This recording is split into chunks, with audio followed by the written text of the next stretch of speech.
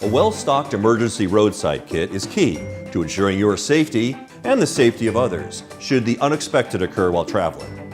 Let's run through what you should have on hand.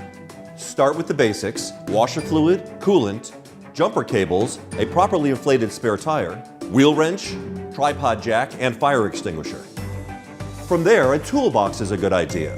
It should have a flathead and Phillips head screwdriver, tire pressure gauge, joint pliers, socket set, and work gloves.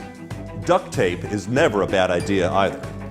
Visibility is key, so make sure you can see and others can see you. Pack a flashlight with extra batteries, reflective triangles, and a reflective vest. A first aid kit with gauze, tape, bandages, aspirin, a blanket, gloves, scissors, and a thermometer.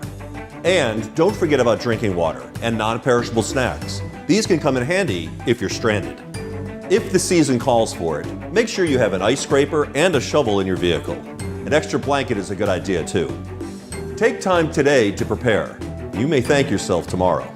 Take it from me and MMG, protecting your piece of the world.